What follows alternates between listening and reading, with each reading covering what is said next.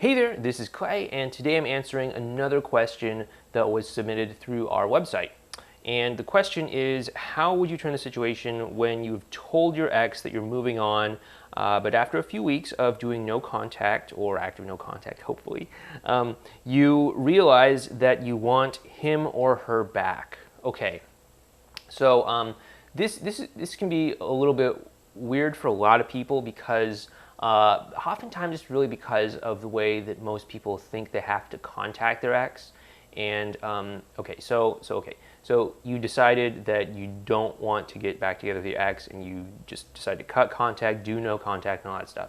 And during your time, you decide, okay, you know what? I really did love him or her, and I actually would like to get back together with them.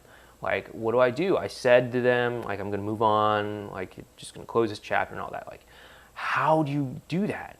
And the main problem that I'm seeing in this question is the assumption that when you get back in contact with your ex, it's going to be like this big, heavy thing about the relationship. It's going to be like, hey, so I know I said that we shouldn't get back together, but I've been thinking about it, and I'd like us to have another shot.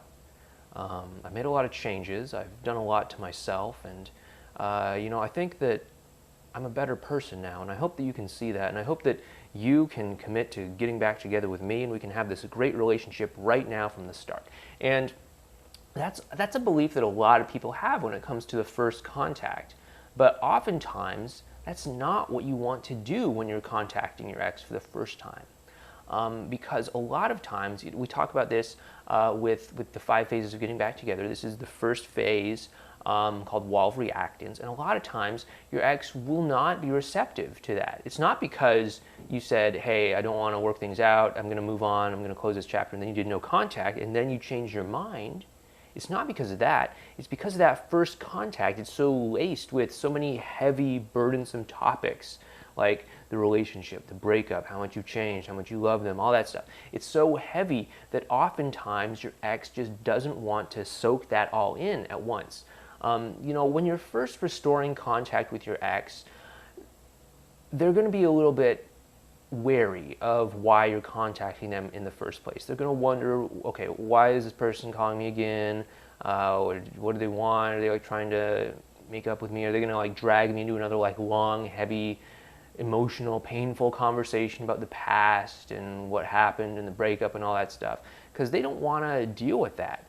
Right now, what they want to do is, if they are going to have some sort of connection with you in the future, they just want to have a human interaction, a human connection right now in the present moment. They don't want to bring up all the past and all that stuff. They just want to have a good interaction right now. And so when it comes to this whole issue of like, okay, I said I was going to move on, but now I changed my mind, you don't have to really let them know that right now. All you have to do is just build that human connection one interaction at a time. Just make your first contact with them something that's, not too heavy.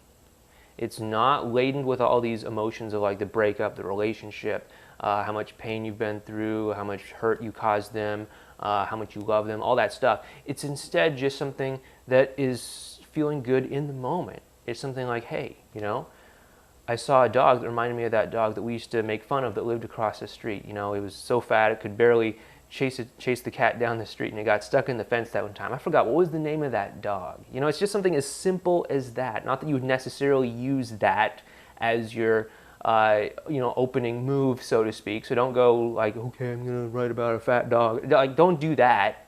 Do the things we talked about in the other videos about, actually leaning into the moment, actually making something genuine, alive, authentic, and I'm not going to go over all that right now, but you can absolutely come back from this whole thing of, when you say that you're going to move on and then you decide later that you want to get back into it, you can do that, but it's going to start with just building that human interaction.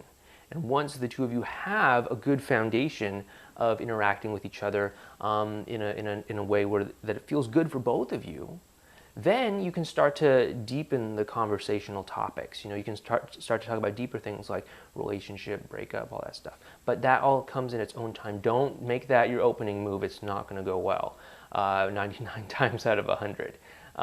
So just start with something small, and then later on, you can have that conversation where like, yeah, I thought we were going to move on. In fact, I was pretty convinced of it, but after some time alone thinking, I really decided that I really like having you in my life, and I really like these interactions that we have, and I wanted to keep you in my life. And then, a few more times down the road, you can have the topic of love and hey, I'm in love with you, and we should get back together and all that. But everything comes in due time. It's not like just one email or one text message or one letter that's going to do all of the work for you. It's going to happen over a span of time, because you have to really transform your ex's opinion and emotions of you too, and that's something that's going to take some time. It's not just going to happen instantly, okay? So again, I hope this helped you out, and if you'd like more help with getting back together with your ex, whether you've just decided that you want them back after some sort of no contact thing, or you've known all along that you want them back, just go ahead and sign up at relationshipinnergame.com. Again, that's going to be down below. It's relationshipinnergame.com. You can sign up there, and we can start helping you get back together with the person that you love today. Thanks.